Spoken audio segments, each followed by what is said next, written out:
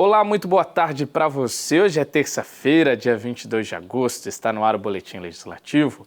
Aqui você fica por dentro das notícias da Câmara e da nossa cidade. Falando em notícias, nesta edição vamos te apresentar detalhes de um projeto aprovado que quer garantir tratamento para dependência química para jovens e adolescentes na rede pública. Então fica com a gente que tem muita informação, viu?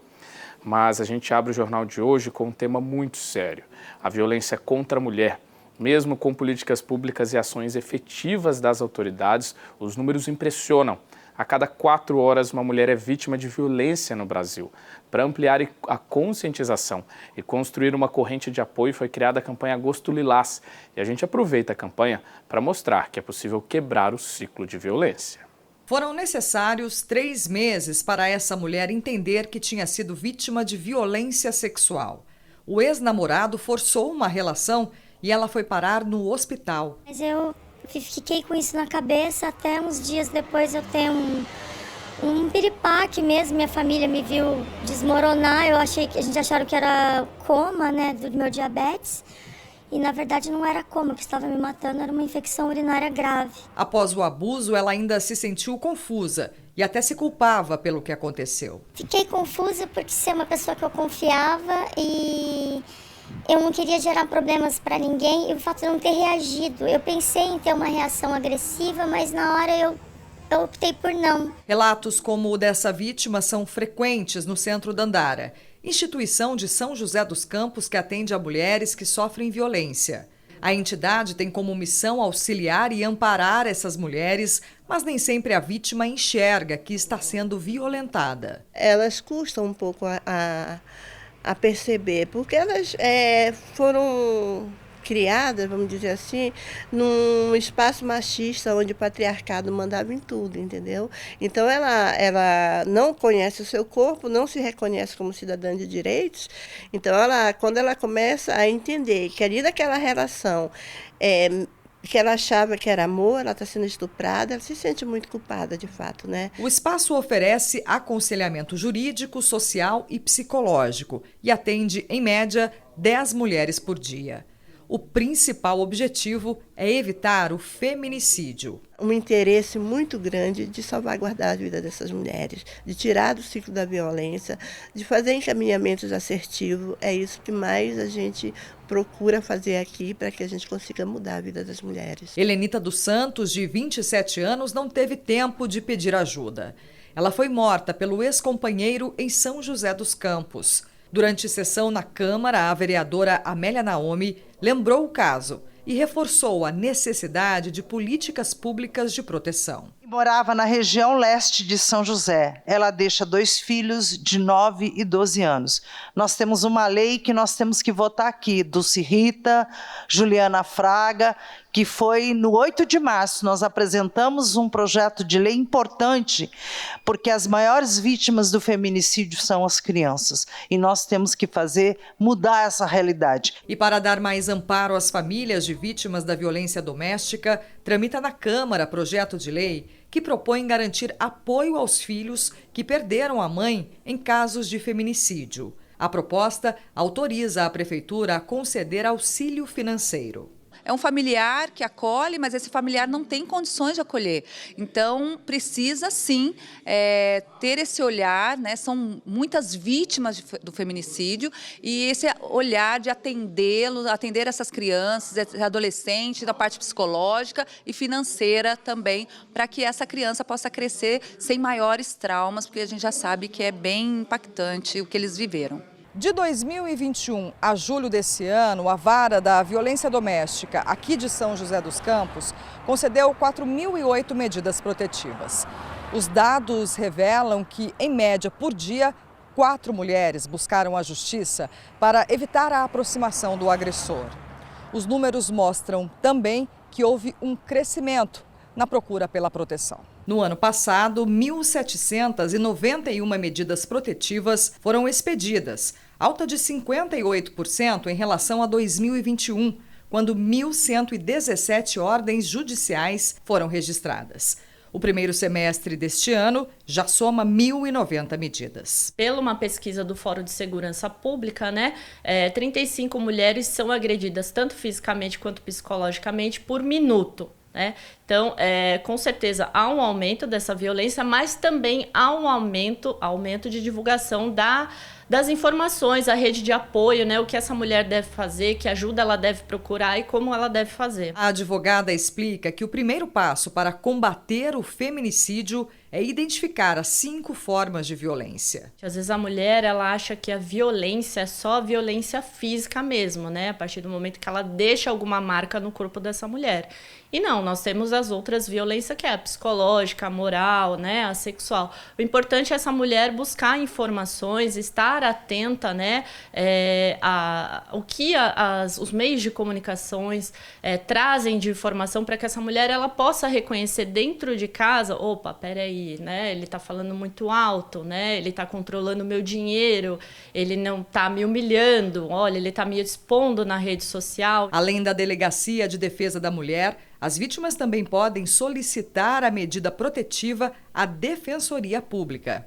Quebrar o ciclo da violência doméstica é um processo doloroso e pode ser difícil para muitas mulheres. Mas foi no centro da Andara que a mulher que hoje esconde o rosto encontrou apoio para denunciar o agressor. Eu espero só uma medida protetiva e que ele tome consciência de que as coisas têm limite, o corpo das pessoas, sabe? E para trazer uma vitória na luta contra a violência doméstica e o feminicídio, recentemente tivemos um avanço na legislação brasileira. Em uma decisão histórica e unânime, o STF derrubou a tese de legítima defesa da honra, que durante anos aqui no país serviu como base para reduzir a pena ou até mesmo inocentar agressores e assassinos de mulheres. E este é o tema do Boletim Entrevista de hoje. O Samuel Strasser conversou com uma advogada para entender melhor o significado desta decisão.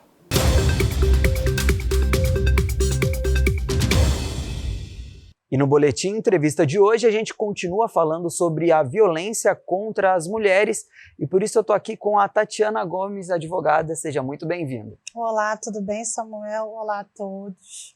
E, Tatiana, a gente teve essa decisão do STF recente, que é a queda da legítima defesa da honra. Mas muita gente não conhece o que é esse conceito de legítima defesa da honra, que não tem nada a ver com legítima defesa que a gente está acostumado a ver aí, que é comum esse conhecimento. Explica para a gente, para os telespectadores, qual que é o conceito, qual que é a diferença da legítima defesa da honra e da legítima defesa. Bom, Samuel, a legítima defesa da honra é uma coisa misógina, para começar. É de ódio à mulher mesmo. É como se ele tivesse ofendido a honra dele e aí ele simplesmente tem licença para ofender, para bater, para matar. Então, assim, não tem como excluir a culpabilidade dele. Já a legítima defesa, você está repulsando um ato violento contra você. Aí sim você pode excluir isso. Mas da honra não, da honra é só mesmo crime de ódio. Ele simplesmente se achou dono, aquela cultura que a gente tem de posse, que os homens têm sobre as mulheres, e como é meu, eu faço o que eu quiser. E realmente é um alívio saber que não usarão mais essa tese defensiva. E só para a gente também ter mais claro para o pessoal entender, o que muda, como que, aliás, o que acontecia nos julgamentos de feminicídio, quando era alegado essa questão de legítima defesa da honra. O réu, o assassino, o feminicida, ele chegava a ser absolvido alegando Sim. isso? Infelizmente, sim. O que acontecia? E aí também tinha várias violações de direitos humanos, como direito à proteção à vida, direito de igualdade de gênero. Por isso que até aconteceu esse recurso para o STF, porque realmente eles eram absolvidos. E ainda tinha um princípio também que é muito importante na defesa e no tribunal do júri, que é a soberania do júri. Então o júri decidia por condenar um homem que matou uma mulher nessas circunstâncias, por conta do gênero, ou pela violência doméstica, ou por ter relação familiar ou amorosa, e simplesmente os julgadores chegavam e anulavam, porque eles entendiam que aquilo ali realmente mexia com a honra dele. Então, propiciando o ódio às mulheres, né? E, por acabar isso, vai ajudar bastante, né? Porque o feminicídio foi uma luta dos movimentos feministas, porque antes a gente só tinha esses dados pela saúde. Não eram nem contadas as mulheres que morriam assassinadas no Brasil. E aí, a partir do feminicídio, a gente começou a contar. E aí começamos a julgar esses crimes horrendos e os julgadores absolviam esses assassinos. Então, realmente foi um passo para trás. Era como se assim tivesse acontecido um feminicídio, né, um assassinato, e o criminoso ele alegava que ele tinha sido ofendido e por isso ele tinha matado, é isso? É isso. Por exemplo, ele se sentiu ameaçado pela mulher, ou por outro homem, ou pela posição de trabalho que ela estava, qualquer outra coisa que passasse na cabeça dele, ele poderia sim se sentir ofendido e aí sim cometer o crime. Entendi. E agora com essa decisão do STF, né? O que muda nos julgamentos? Outros crimes que foram absolvidos, né, criminosos que foram absolvidos com essa alegação, eles podem ter uma revisão, né, na pena, alguma coisa desse tipo? Não, infelizmente, os que já estão trânsito julgado não pode realmente rever. Mas a partir desse entendimento do STF, não se pode usar em hipótese alguma a legítima defesa da honra. Tanto para os julgados, como pelo poder público, pela administração pública, não pode ser mais usado. E aí isso já é um alcance bem grande, né? Porque, para você ter uma ideia, Samuel, no STF nós tínhamos 72 processos pedindo absolvição do feminicida em razão da legítima defesa da honra. Então é uma coisa muito séria e que foi importante, foi uma conquista das mulheres. A gente entende que foi um grande avanço, então, no combate contra o feminicídio no Brasil, né? Sim, contra a violência de qualquer forma, né? Porque ainda se tem muito uma cultura machista no país de que o homem tem um papel central na sociedade e que ele pode definir, inclusive, a vida das mulheres. Então, de alguma forma, isso vai desestimular também, sabe? Não só o feminicídio, mas a agressão, as outras formas. E isso é muito importante, muito importante. Bom, Tatiana, muito obrigado por vir aqui esclarecer tudo pra gente. Seja sempre muito bem-vindo. Obrigada a vocês. É isso. Eu acho que antes da gente acabar, é importante a gente falar sobre os canais de denúncia, sim, né, contra o Claro. feminicídio. Então, o mais conhecido é o 180. Mas quando é caso de risco eminente de morte, ou seja, você está ouvindo um barulho, está vendo que está tendo, que ela está apanhando, que ele está exaltado, você tem que ligar direto para a polícia. É 190. Então, 80 é só naqueles casos que você vê que está ainda naquela violência moral, psicológica, mas teve agressão, denuncie, 190. É isso aí, não deixe de denunciar, a gente tem que fazer o nosso papel. Sim, com como certeza. Cidadão. Bem, mais uma vez, muito obrigado e voltamos aí para a redação.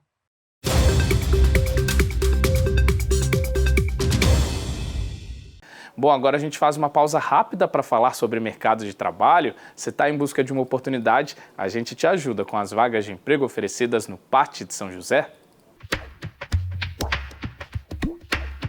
O PAT, Posto de Atendimento ao Trabalhador de São José dos Campos, tem oportunidades de emprego para açougueiro, ajudante de mecânica, ajudante de montagem, atendente de lanchonete, auxiliar de confeitaria, auxiliar de corte, caseiro, corretor de imóveis, costureira, cozinheira, cozinheiro, empregada doméstica, encarregado de obras, fiscal de piso, gerente comercial, manobrista, montador de móveis, motorista de caminhão, operador de caixa, operador de loja, operador de telemarketing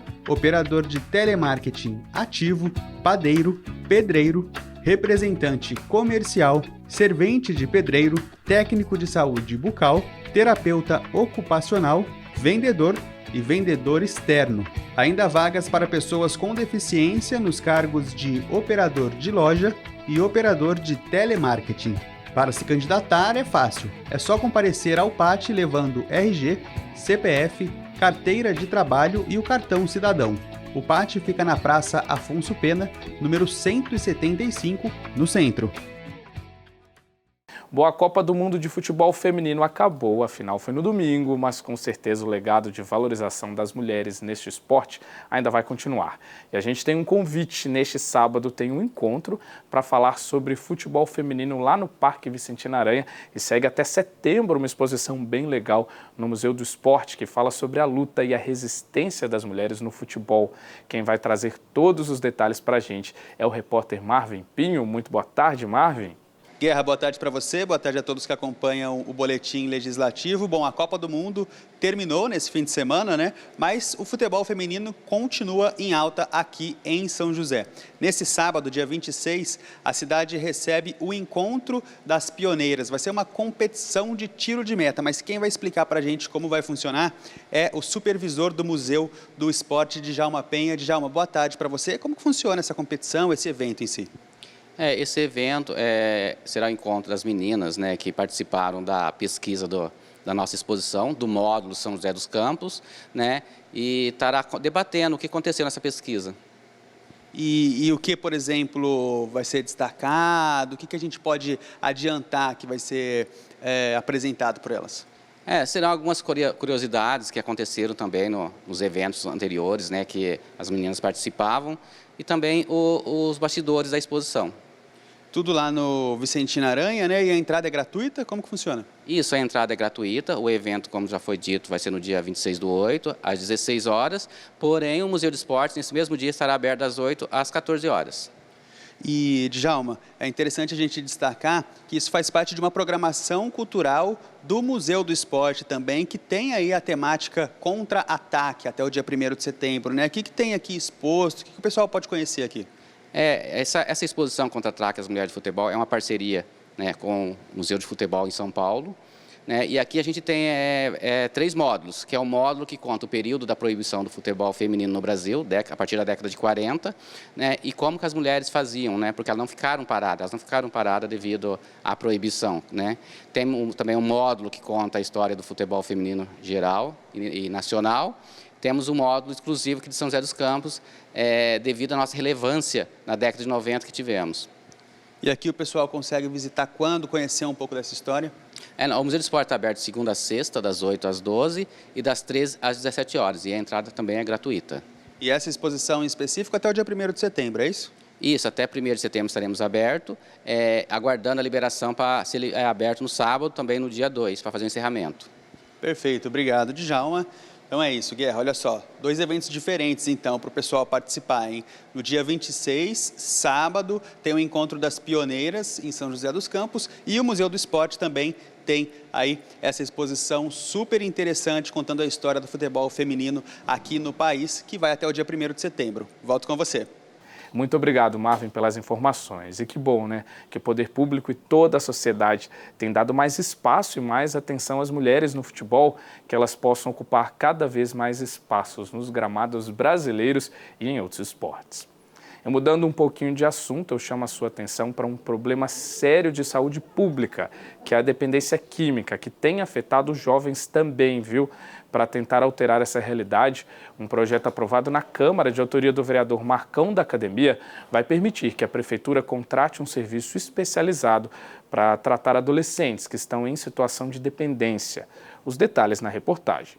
O dado é sério e preocupante. Segundo o IBGE, no Brasil, 13% dos jovens entre 13 e 17 anos já afirmaram ter utilizado algum tipo de droga lícita. Realidade que pede maior atenção dos professores, das autoridades e do poder público, seja por meio de campanhas educativas ou ações práticas. Atento ao problema, o vereador Marcão da Academia apresentou um projeto de lei aprovado na Câmara para fortalecer as políticas de tratamento à dependência química entre adolescentes. A proposta autoriza a Prefeitura a firmar convênios com empresas especializadas para acolher esses jovens, com a possibilidade de um serviço de internação. Fortalecer, né? Ou através de um convênio com o governo do estado, ou através até da ampliação de vagas para tratar os nossos jovens, nossas crianças, muitas vezes entra nesse caminho. Então a gente está olhando o tratamento desse jovem, que ele precisa muito, só que ele precisa ter estrutura para isso.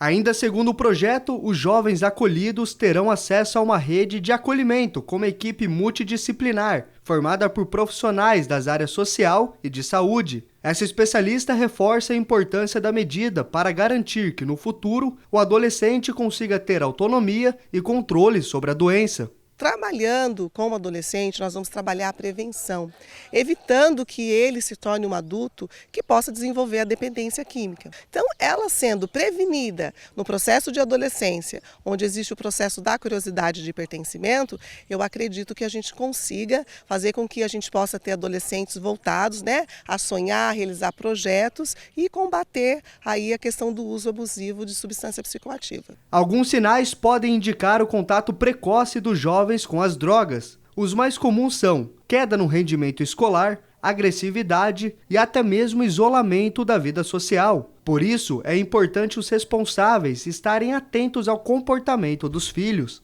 É importante que os pais observem, estejam muito de perto, né, dos seus filhos.